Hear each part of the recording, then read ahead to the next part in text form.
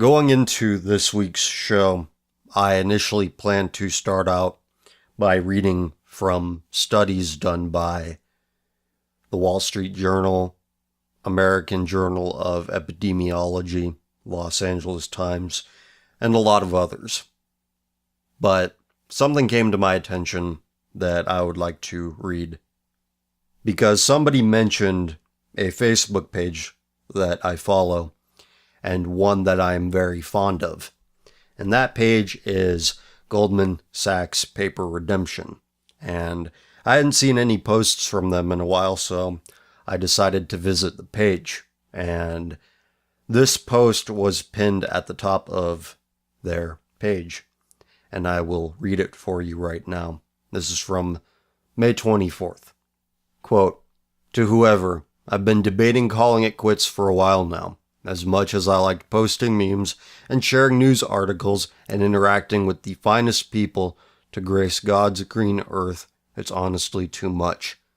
I was hoping that the censored, for my sake, over at Stop Anti-Semitism Now would give this page a proper send-off, but I guess they learned their lesson about going after literally every meme page in existence that dared to post a Jew caricature or Holocaust joke.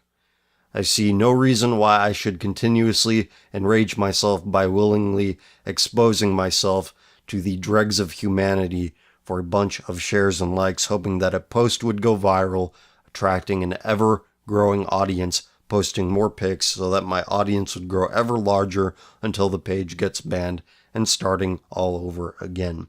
I have no idea how Tumblristas does it. 40 episodes of Common Filth Radio and still going strong. That man has the patience and willpower of a saint. I promised a while back that I would post my chat log with the r/ask Reddit admins regarding my ban and the back and forth, which I didn't finish rebutting, but oh well, with a dumb literal cuck on r/politics. I guess I'll do that. Shout out to all the admins of alt-right meme pages who do their hobby, job, well. Spending time red-pilling the masses is practically a job, assuming, of course, that they just don't ban dissent. Echo chambers and admin circle jerks, pot calling the kettle black here, do a disservice to the cause, but in a couple of hours it won't be my problem anymore. Special shout out to HP Gaming for 1.5 million post views at 17,000 likes. That's amazing. You're destined for big things, bro. If you ever become Führer, feel free to rid the world of undesirables, but kindly consider sparing the half-Jew admin of the first page, if I recall correctly, that shared you. I think red-pilling is a process that begins at home. My father, despite being paternally descended from a long list of rabbis, is an Orthodox Christian, with a crucifix tattooed on his left leg, who got his education at the School of Hard Knocks, so I had the privilege to learn firsthand about the deadly tree of leftism and all of the rotten fruits it flowers. I think that telling the truth is the ultimate act of love. In the process, one may find that friends become estranged and family members will cast a cold shoulder, but as Cicero said, unpopularity earned by doing what is right is not unpopularity at all, but glory. I'm not a religious person, but I think it's worth taking a moment to say a prayer for the future, a prayer for the hope that one day our children can live in a sane world, a moral world that universally respects the rights of man and exalts the family unit as the highest expression of the good, where every individual is held accountable for their actions, the guilty are punished, and the innocent are spared. Although these are dark times we're in, we can all take solace in the possibility of a brighter tomorrow. Just my 2 cents. God bless you all." Unquote. It's a foolish act to believe your own hype, to believe only the kind things that are said about you. But I think it's equally foolish to reject the kindness that motivates such words to be said, to ignore the vulnerability that makes these words possible. I say this being fully aware that the powers that be have arranged society in such a way that this impulse, this yearning to leave yourself open to kindness, is turned back on us, reverse engineered to our detriment, which renders it incredibly difficult to accept and appreciate vulnerability, as the recipients of compliments must be vulnerable themselves in order to be truly felt, for the kindness to be truly felt. The white man's greatest strength: to empathize with those laying themselves bare, to empathize with the utmost of his being, to bring them up to his level, or above, has been made into his greatest weakness. Patience is a key part of this empathy, and recently my patience has been tested by these Johnny-come-latelys who don't know who I am, who really don't listen to what I do. They hear what they want to hear. My patience, my kindness, is wasted on them, simply because I put into question the origins and apparent validity of sodomy, society's dominant religion, that which sits atop of its social hierarchy. These select few people, unwittingly, admit in their accusations of religious bigotry and indoctrination and dogmatic adherence on my behalf that they are the religious bigots they accuse others of being. The sources which I mentioned at the beginning of this show, none of which are biblical, and they all form a very, very unflattering portrayal of the altar at which these creatures worship, that which captures their spiritual imagination. But thou would assume a spirit which is alive, because how can the altar of dildo and astroglide create anything in the heart of man other than death? You would think reasonably that where they place their loyalties, where they place their values, would be reason enough for me to dismiss them, and to not pay any consideration to the words they have to say about the things I believe, the convictions that I hold. But I feel towards them what society now considers a weakness, what society makes into a weakness. Because once upon a time, everything that I say on this show, every view that I've expressed, once upon a time, I believed the exact opposite. To make this simple, the common refrain you hear from many millennials, many Gen Xers, is, I'm socially liberal but economically conservative. Whatever the fuck that means. That was me. Do whatever you want in your personal life as long as it doesn't hurt anybody, and free markets, let the free market work. That was me, and these are the people I'm dealing with. On a more regular basis, though, still uncommon. But I empathize with these people because I used to be there. I used to be of that mindset, and I've changed. Some months ago, when I was talking to a seventh son on Between Two Lampshades over on therightstuff.biz, I said that even when I was of more liberal opinions, I still found myself disgusted by the personality and conduct of your typical liberal.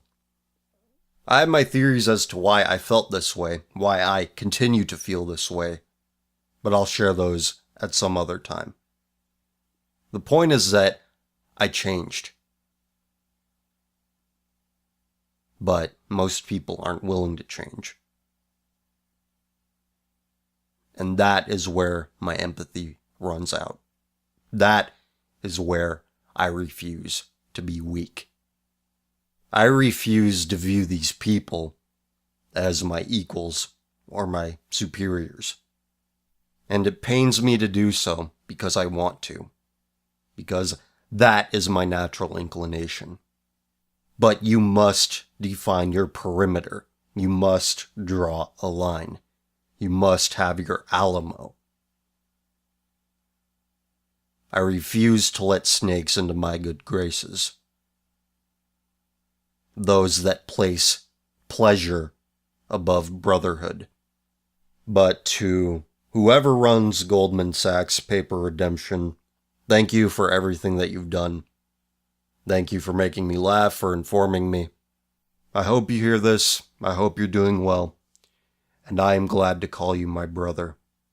I just saw this headline on one of the Facebook groups I belong to. Air Force allows rainbow-striped U.S. flag at Arizona base. As if you needed any proof that this is what sits atop the social hierarchy. What is a flag? Where is a flag? It's a symbol of what is above you. It is a symbol of what is the greatest priority to its people. You don't see a flag on the ground. It's always on top of a pole. It is always above you. But if you need more proof, here we go.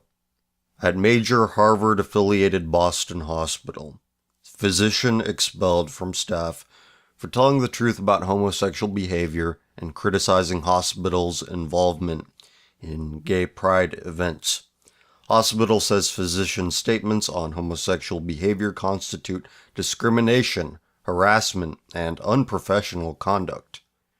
On March 30, a major Harvard-affiliated hospital in Boston, Beth Israel Deaconess Medical Center, BIDMC, expelled a well-respected urologist from its medical staff because he voiced concerns about the unhealthy nature of homosexual behavior and objected to the hospital's aggressive promotion of gay pride activities.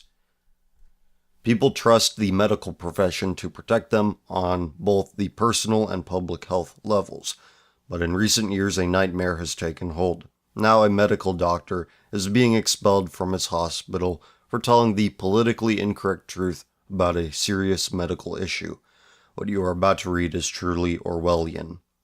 Dr. Paul Church has been a urologist on the BIDMC staff in Boston for nearly 30 years. He is a member of the Harvard Medical School faculty. He has done research on diagnosing prostate and bladder cancer and has been a frequent volunteer for medical mission projects in Mexico and Africa. He has also spoken before educational and civic groups on the subject of high-risk sexual behaviors. Over a decade ago, Dr. Church became concerned about the hospital's aggressive promotion and involvement in LGBT activities, including Boston's annual Gay Pride Week and its emphatic push for staff participation in them. He felt compelled to speak out. Through emails to hospital officials and later posting on the hospital's intranet system, Dr. Church cited irrefutable medical evidence that high-risk sexual practices common to the LGBT community led to, among other things, a higher incidence of HIV, AIDS, STDs, hepatitis, parasitic infections, anal cancers, and psychiatric disorders.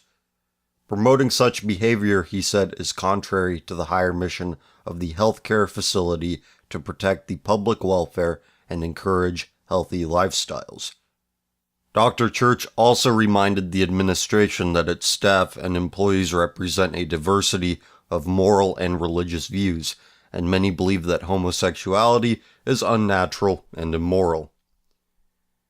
The hospital did not at any time dispute the truth of his medical statements, nor did they address his other concerns. They did not claim that Dr. Church ever discussed this with patients or treated patients any differently if they were involved with these behaviors.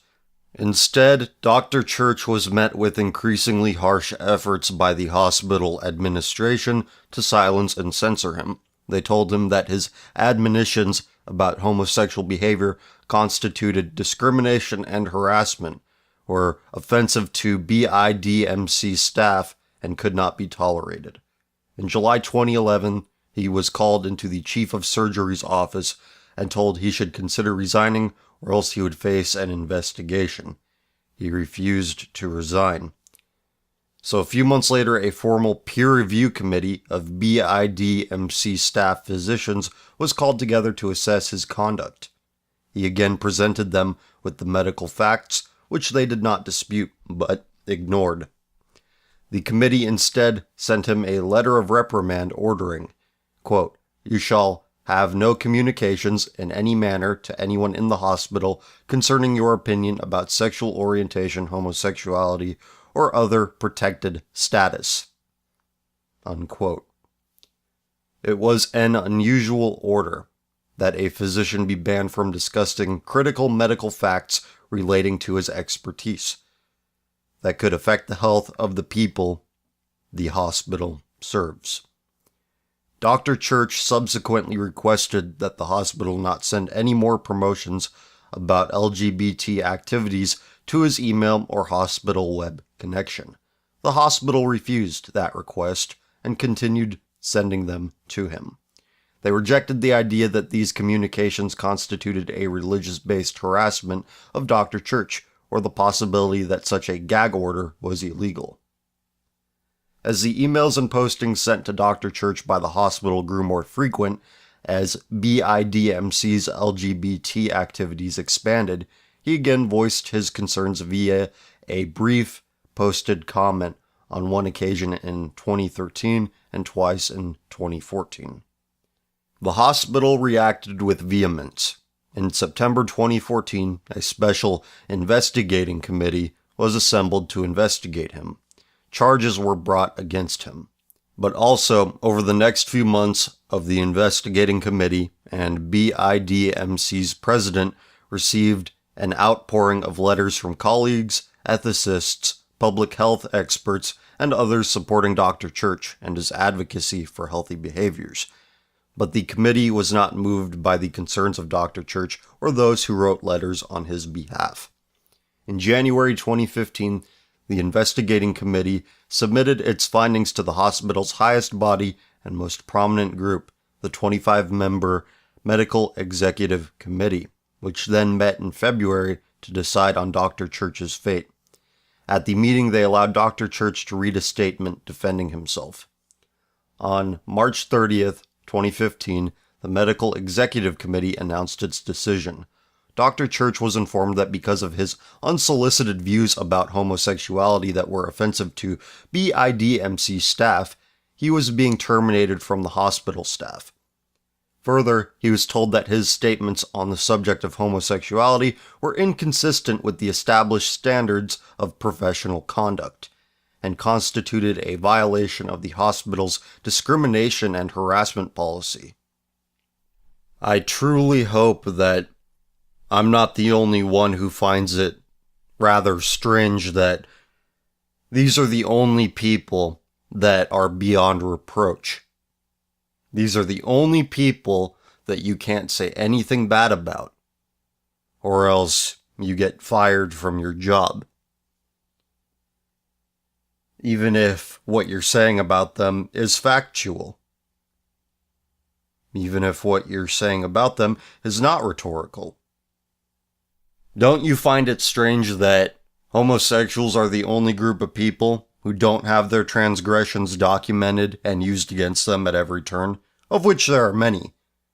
Remember when Chick-fil-A's CEO said, "I think that marriage is between a man and a woman"?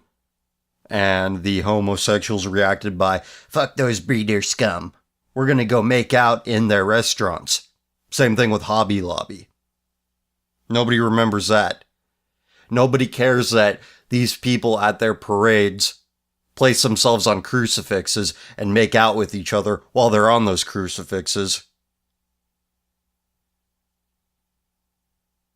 No one cares that these people manufacture sex toys in the shape of crucifixes. No one cares that they seem to target children in both their propaganda and activity at an alarming rate. For example, that 8-year-old boy at the Brazil gay pride parade. I think that video that I think it was one of the guys from the Right Stuff Facebook group uploaded that to YouTube.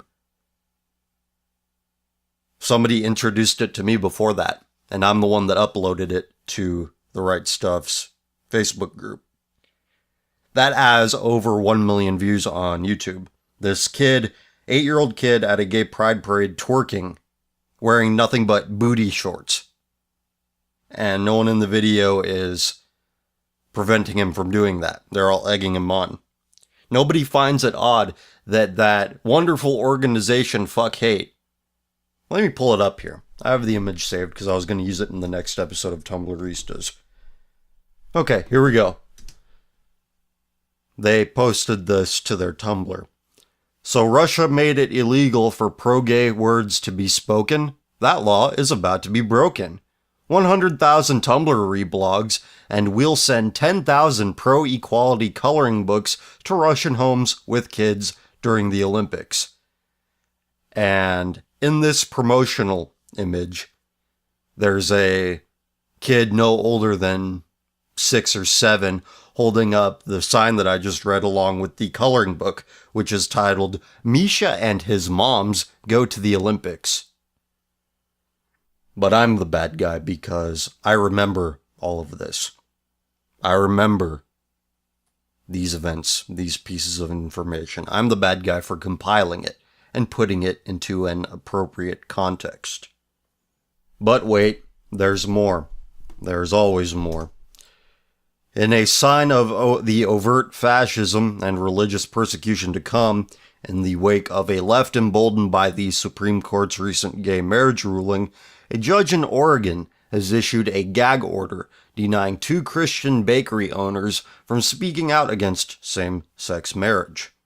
Quote, the Commissioner of the Bureau of Labor and Industries hereby orders Aaron and Melissa Klein to cease and desist from publishing, circulating, issuing, or displaying, or causing to be published any communication to the effect that any of the accommodations will be refused, withheld from, or denied to, or that any discrimination be made against any person on account of their sexual orientation, unquote. Administrative Law Judge Alan Avakian wrote. The gag order is meant to stop Aaron and Melissa Klein from publicly speaking out about their desire to not bake cakes for same-sex weddings. The state's order came after the Kleins were interviewed by the Family Research Council's Tony Perkins, and after the state fined the Kleins $135,000 for emotional damages incurred by a lesbian couple after the Kleins refused to bake their wedding cake. Let me tell you a story. It was in April of last year, if I'm not mistaken, where I got the mob sent after me from Tumblr because of my page, Tumblristas. I take screenshots of things that people post, and I post it to there. The egregious sin of simply documenting the impulses and views of the common man. They tried to get me shut down, and they failed for now. It could be taken away from me at any time. Of this I am fully aware. None of the people who were reporting my page and sending me hateful messages saying I should die and that I'm a terrible person, none of these messages were sent by heterosexual Christians, heterosexual couples married. It was all homosexuals, lesbians, allies, transsexuals, whatever. All these people, they want attention. They're the voids that are their lives. Attention is as good as gold to them. Yet, when they get it, this is how they react. They send you messages, they try to report your page and get it shut down. For what? Because maybe somewhere in their conscience, something is telling them your life is wrong. What you are doing with your life is wrong. It will lead you nowhere. But I'm the bad guy. Because I made the mistake of making that easier for people to find out. You know, I'm opposed to pretty much everything that the modern world thinks is a good thing. Yet, I don't go around trying to snitch on people, trying to get people fired, or doing something of less consequence like trying to shut down an avenue of communication they might have with like-minded people. I get on the microphone, I hit the record button, I say my piece, and I leave it at that. But these people, they react like petulant children. They act like a screaming brat who didn't get something they wanted in a public place, like a grocery store or a department store. When somebody disagrees with them, this is how the deviant acts. Or rather, the norm. Because most people are deviants in their own special way. But the true believer deviants, this is how they react. They have kiss-ins at Chick-fil-A and Hobby Lobby. They report Facebook pages. They sue people and get six-figure incomes from that. Is that how civilized people behave? And if so, do I want to be a part of this mutation of civilization? Do you want to be a part of it? Because if this is who we are considering civilized, if this is what is at the top of our social hierarchy, if their flag is at the top of our polls, do you want to serve that society? The one who disrupts business, disrupts communication, simply because somebody disagrees with them. I thought we were supposed to be more than animals. I thought we were supposed to do more than exist. I thought that's what civilization was about. But I suppose they do more than just exist. They behave not unlike shit-flinging monkeys. And that's really what they are. All they do is act aggressively towards those who don't approve of them.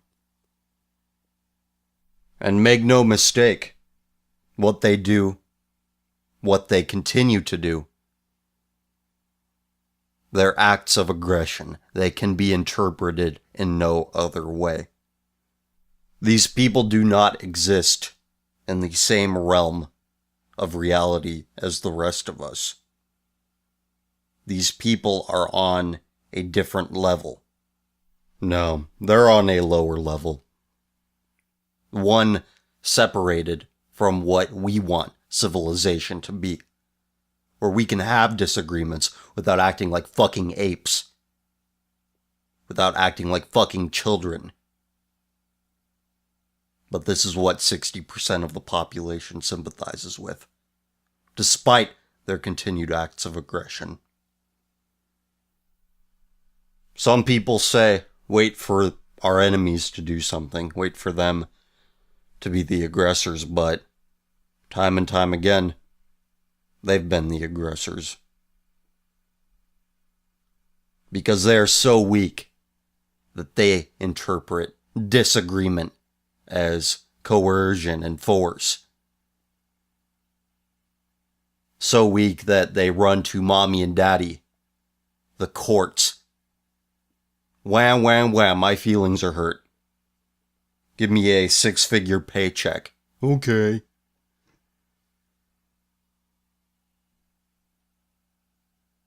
I have an article that was posted last month from one of my favorite blogs.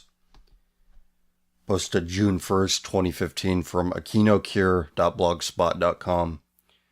I dropped by Blind Gossip to learn that Kim Kardashian is upset at someone named Caitlyn Jenner for upstaging her news about being pregnant again on account of landing the cover of Vanity Fair. Caitlyn Jenner? Never heard of that one before. Let's just have a look and see why her cover shoot would be such an oh my god. Everybody's cracking jokes about the name because it's so ridiculously young for a 65-year-old. There was a Caitlyn in my grade, but she was ahead of the curve. It's a distinctly millennial name. So is anything with Lynn. If Bruce wanted to pass as authentic, why not choose some boomer name like Brenda or Barbara? I bet he was thinking of Brianna, another distinctly millennial name, but thought better of making his new name sound too similar to the old one. Choosing a currently trendy name is common among performers who are assuming an alternate persona. Take 80s dance pop singer Taylor Dayne. She has yet another distinctly millennial name, but she was really born Leslie Wonderman in 1962. Taylor was a popular baby girl's name in 1987 when she hit it big. Leslie Wonderman wanted to sound young and trendy, so she jumped on the Taylor bandwagon. Young women trying to make a name for themselves in porno also go with what's trendy, even if it means a 20-year-old having the name of a small child. Aubrey, Chloe, Isabella, etc. But all the action in naming fashions takes place among mothers of newborns, so striving for trendiness will make your name sound juvenile, even if you're already fairly young to begin with.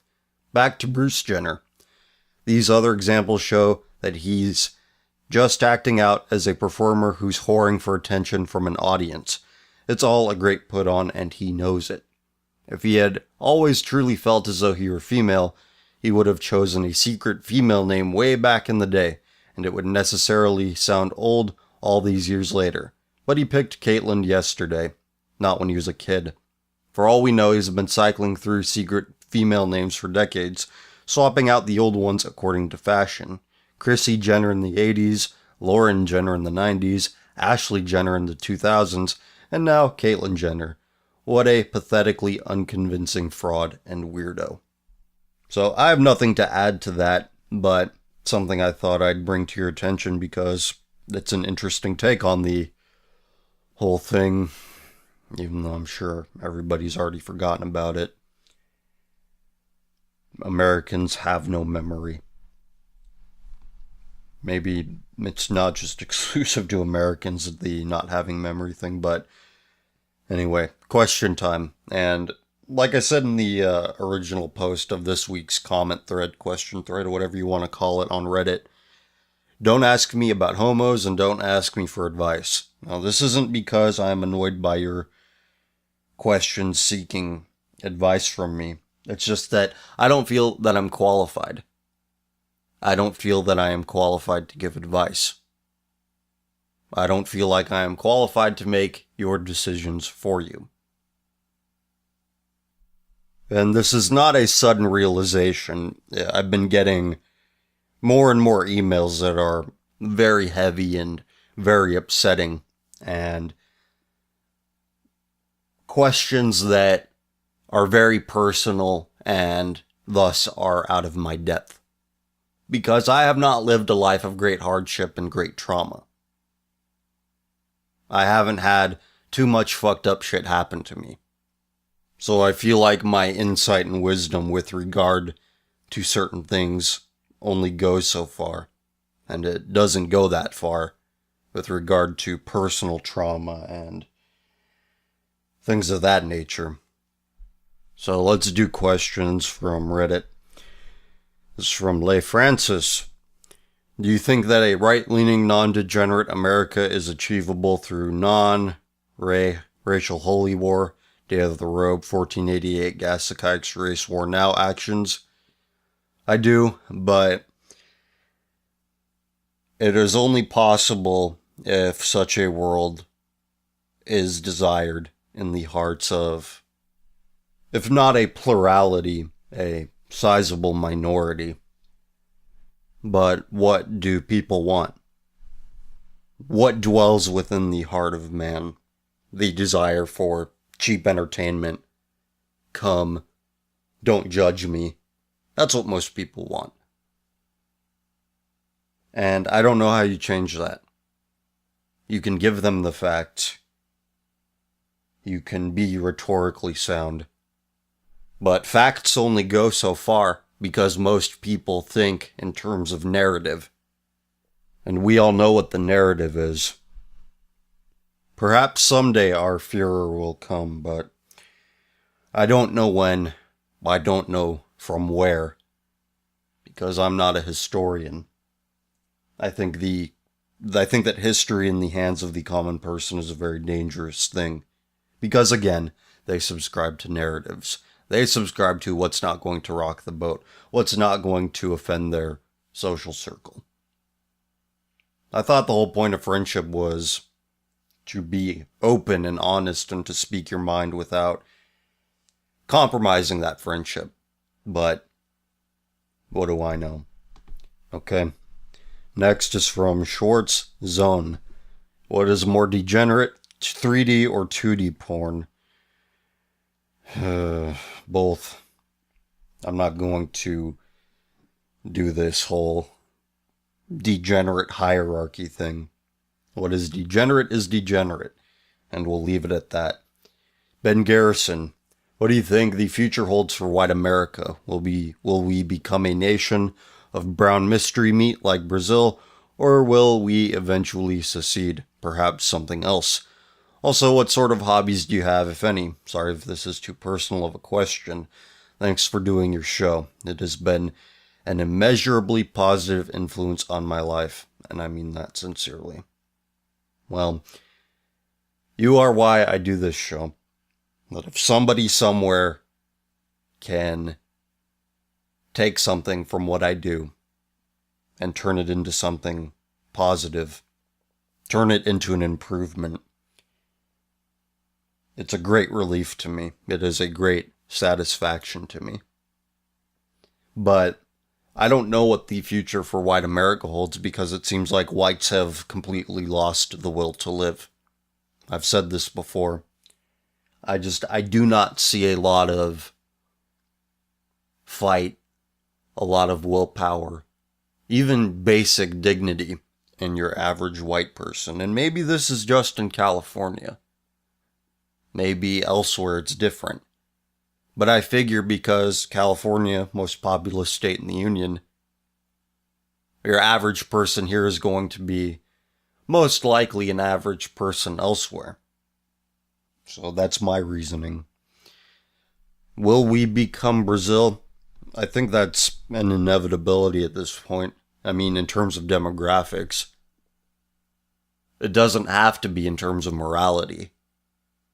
We can fight for a world that we can find decent even though it doesn't line up with our demographics. But given that 8-year-old boy twerking at a gay pride parade in Brazil, with that in mind, not too optimistic. I think that secession, that would be ideal. But I've said this before. We don't live in an ideal world.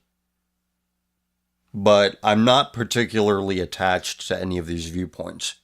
And if I'm proven wrong on any of them, well, I would consider that a positive. But I just think that optimism, when the facts do not support an optimistic outlook, it's foolish. As for what hobbies I have, it's not too personal of a question because none of my hobbies are anything that I'd be ashamed of talking about. I've been playing guitar for over 10 years. At one point, I would have liked to have done it for a career. It's just, I've told this story before. Musicians are not very good people. Even if they seem decent, they really aren't. They believe in stupid shit, and most of them engage in stupid shit, so there you go. And whether I was good enough or am good enough to be professional, I don't know, probably not.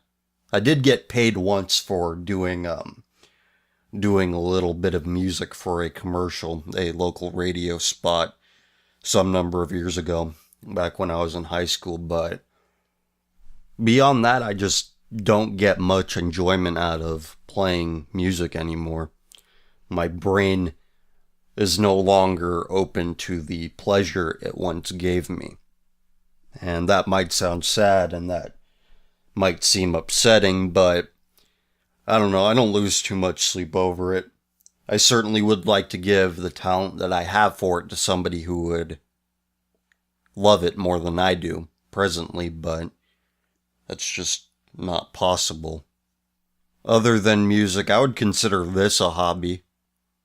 I mean, I don't enjoy it a lot of the time, but it is something that I enjoy doing most of the time. I enjoy talking. I enjoy reading questions. I enjoy reading comments. I enjoy interacting with people who like my stuff. I enjoy interacting with my fans. So I consider this a hobby to some extent. Next, from Tim. Do you think people who don't believe in a religion should come up with a new word because atheist has been hijacked by I fucking love science faggots who love Neil deGrasse Tyson and Bill Nye? Or should I ignore what those people have done to the label? Or just call myself non-religious? I still respect religion as being integral in the social evolution of humanity and believe the Bible holds very good morals and stories, but I don't want to be lumped in with these fedoras.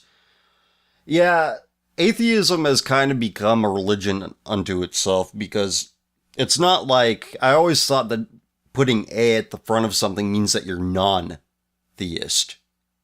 But it seems like these people are actively trying to show how much they don't believe in God.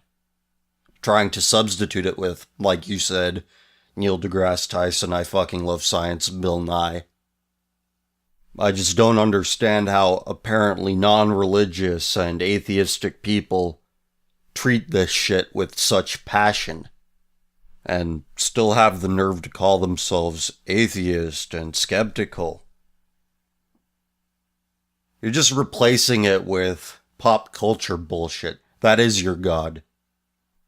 But I think that people who don't feel the presence of God or the influence of God, I think that non-religious is a good word for those that don't think too much about it, who don't try to replace God with another God and an objectively inferior God.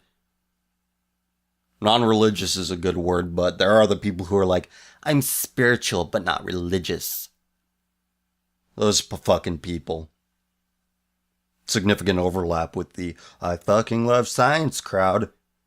Except for when it comes to citing studies about anal cancer and IQ. Then all of a sudden, they don't. Next up, from Nathaniel, 1914. Do you think there is a possibility of people like us getting any real power or influence in the West without some sort of collapse? I don't know how many of us are willing to play by the rules. I don't know how many of us are willing to go through the system. Because I think that in going through the system that we have now, you can't go through it without becoming it to some extent. I've said before, right or wrong, you can't separate what is said from how it is said. And the same idea applies. You can't be a part of something without becoming that something. So I wouldn't count on it, but never say never, I suppose. Ironically, despite the fact that I think that most of our problems come from the common people, I take comfort in the fact that there are everyday people who share my views on things, who share my outlook on things. We're a significant minority, but that's something. Perhaps that we can wield influence in our own circles, in our own special, unique, individual ways. whatever those may manifest themselves as. But the system as it stands, I don't see where somebody who prides themselves on wanting to limit social pathologies and limit the influence of corporations over the culture can get elected. People don't want to be limited, and people get a sense of identity and belonging through marketing. Marketing being enabled by corporations, mass marketing. So I don't know where it's going to come from if there isn't a huge shift in the opinions of people. But homosexuality was normalized in 50 years. It can go back the other way in roughly the same amount of time. I hope. But hope is not a plan. From Caffeine 33. If liberals are the most brainwashed goyim, why is it that they are the ones that hate Israel and the right, which opposes Marxism, supports Israel? I've never gotten it. Stupider question, why is loyalty such an undermined value? And the stupidest question, how can someone get red-pilled? Thanks, man. The show is awesome. Keep doing God's work. I don't think these are stupid questions. It is odd that the liberals in America, they don't seem to like Israel very much, whereas the mainstream right, even though I would dispute that they are right-wing at all, the Republicans, they like Israel. But you have to look at why the left hates Israel. They see it as a symbol of racial supremacy and oppressing the downtrodden minorities. They don't like Israel because it fits their narrative of oppressor, oppressed, white people oppressing the brown people. Those same people will start defending Israel once you point out that Tel Aviv is one of the gayest cities in the world, according to some metric. I don't know. They were bragging about it. The mainstream media was running articles about it, bragging about how, oh, look how tolerant Tel Aviv is. Isn't this great? As for why Republicans like Israel so much, I suspect it's because Israel has leaders who are unapologetically Israeli, unapologetically Jewish, whereas America has no leaders that are unapologetically American, unapologetically white. So I think they look to that as some sort of outlet for nationalistic impulses when those impulses cannot be expressed in any meaningful way here at home. So that is why I think these things are the way they are. Why is loyalty such an undermined value? Well, because loyalty, it hurts the bottom line. If somebody will sell you out for $1, they will. This is also why I don't trust hedonists. Like I said earlier, you can't trust the hedonist because they place pleasure as the greatest value. They will take pleasure above being loyal to somebody who is loyal to them. That's why you can't trust the hedonist. All they think about is cum and thrills. And the stupidest question, how can someone get red-pilled? Again, saying fuck narrative thought. Fuck the narrative. What's the truth? And again, I've said before I don't like red-pilling, that red pill, blue pill thing. But I understand what you mean, so thank you for the question. Thank you for the kind words. Next up from ICA Reviews. If the white race has a savior in its future, would you expect this figure's program or appeal most closely to resemble that of Adolf Hitler, Richard Spencer, Charles Manson, David Koresh, Weave, Glenn Beck, or Ramsey Paul? Well, I would hope it's not Glenn Beck or Charles Manson. I don't trust Glenn Beck at all, given that he's a brony. Look it up. Glenn Beck, brony. I don't know if he's a literal brony, but he found it important enough to talk about that some kid got bullied for being one, and he had a My Little Pony figure on his desk when he was doing his show. But really, other than that, I have no idea. I have no idea who is going to save white people, who is going to kick their asses into gear. I cannot say. I wish it could be me, but again, I don't know what it is to be a leader. I don't know what it takes, but maybe somebody out there does. Maybe somebody out there is bold enough to say, I can lead, and I will. But thank you for the question. It is something that I'll think about. This is from Opanion. You can pick 2 tickets for 2016. A LARPy pick and a more realistic pick. Fuck. Honestly, I think that the Republicans should be careful in their anybody but Hillary bullshit. Because they're going to get Elizabeth Warren, and that'll be an unmitigated disaster. But if you're of the mindset of accelerating the decline, then maybe Elizabeth Warren isn't such a bad idea. But a LARPy pick, I don't know. I don't know of any edgelord politicians out there whom I'd agree with. A realistic pick, again, I wouldn't want to do that because I view them as all the same. Rubio, Bush, I don't know, Ted Cruz might be okay, but I don't trust him either. So, I'm at a loss for this one. A LARPy pick, how about Lyndon LaRouche? I'll go with him. And a more realistic pick, I'll go with Ted Cruz. Why not? Or Scott Walker. But again, I don't trust any of them. 'Tis a sad world, wants to know. So you've watched that video about the indoctrinated 7-year-old holding a fag flag, supposedly meaning she is promoting the sodomy cause, in front of a dude yelling some low-level Anglican gospel Bible thumping. Who is the most pathetic? The man yelling at a kid without having a conversation, or the kid who has no idea why she's here and gets high fives from leftists, thereby being used as a poster child? Also, not homo-related question, when do you think started the loss of values like honor, respect, and humility? Well, for that question, I think somewhere around the time that mass marketing was introduced. Just throwing that out there. I'd be willing to bet that there's some information that could support that assertion that I've just made. But who's more pathetic, the 7-year-old holding the fag flag or the preacher? I would say that the whoever is responsible for giving that 7-year-old a rainbow flag, that is who is most pathetic.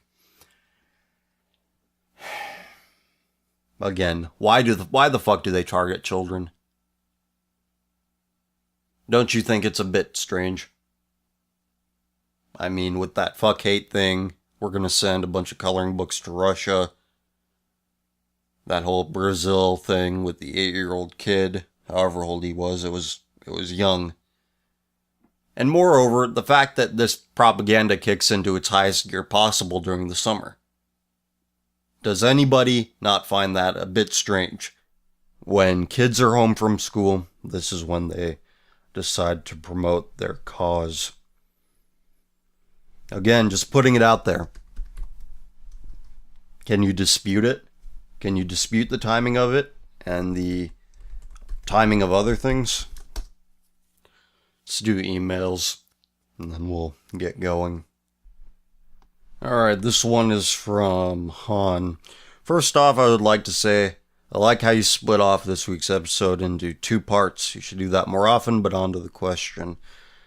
Well, I split it into 2 parts because I didn't feel like waiting until the next day to upload it, because I think after a certain day of the week, it's not worth it to upload it anymore, but this is my reasoning, how my brain wanted to work it out. Okay, the question. Do you think from a young age that girls should be taught or aspire to be a wife? Or would that just do more harm than good? Well, I think a lot of girls are on antidepressants. Somebody on Twitter who I follow brought this up. Or they retweeted something that A lot of girls are on these drugs because they're taught that acting like facsimiles of men is what they should do with their lives. I don't see how it would cause more harm than good to encourage girls to become wives, to become nurturers, to become managers of the home, to inspire their families, to inspire them to greater heights, to give them hope for the future, to enrich them spiritually, which is what the home is for. Home is not just a place, but home is a state of mind. It is how the heart operates. Which is why, no matter what a girl looks like, if she has a shitty attitude, you don't want to be around her. She is a bad woman. People need to understand. A good attitude, a positive attitude, when a woman displays that, that is what inspires life. That is what enriches the soul. That is what inspires the spirit. And what are girls taught to do? They're taught to do anything but that. Okay, next up. Hi, I'm a 17-year-old student living in the UK, and it is suffering. I've recently discovered your channel and greatly enjoy your videos. Keep up the good work. I just want to ask, how do you reconcile yourself to the fact that the degeneration of Western society is mostly self-perpetuated by the people I assume you want to save? To quote a man who knew exactly where we were heading, it is like watching a nation busily engaged in heaping up its own funeral pyre. Thanks again, and God bless. Sorry if this is a question you've answered before. Honestly, I don't think it's my place to save anybody. I certainly appreciate it when people tell me that I've been a positive influence on them. I'm not rejecting that. I welcome that. But I think that it's pretty silly to want to go into something to save humanity. Especially since, like you said, people aren't really interested in saving themselves, at least a significant portion of my corner of humanity, the one that I belong to. Really, my goal here is to be a voice for people who are of a like mind, to interpret information for them, to interpret events, to interpret ideas in a way that they find palatable. And if people can find themselves saved through the words of a guy who talks in front of a microphone for an hour every week, then it's not my place to say, no, don't do that. But I don't consider myself a savior. That would be very arrogant of me. And I suppose that it's a bit arrogant to think that people want to listen to this, but people do. Some 2,000 views every week. I got a pretty good following. But I make the show that I would like to hear myself. One man, one opinion. Good opinions. Solid opinions. Informed opinions. Ones that aren't oriented around the glorification of vice. The constant pursuit of pleasure.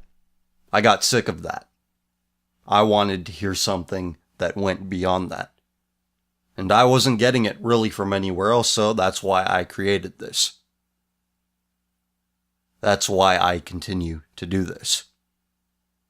I don't know how much of an impact I'm going to have in people pulling their heads out of their asses on a mass scale. I don't know how much of a role I'm going to have in doing that. I can only do what's within my reach. And saving Western civilization, reversing its painful decline, I don't think I'm up to that task. I think all I can really do is let people know that they aren't alone. That there are people out there like you who don't celebrate, who don't interpret the decline of our people, our culture, as something good. But if what I can do ends up being greater than the sum of its parts, I would be incredibly happy for that to happen. But I don't go into this with the expectation that I am the savior of humanity, thinking that it all rests on me. I don't think anybody should go into anything thinking that. God loves a humble heart. God does not like arrogance. And humble is what I will try to remain. So, with all that being said, talk to you guys later. Take care of yourselves. Have a good one.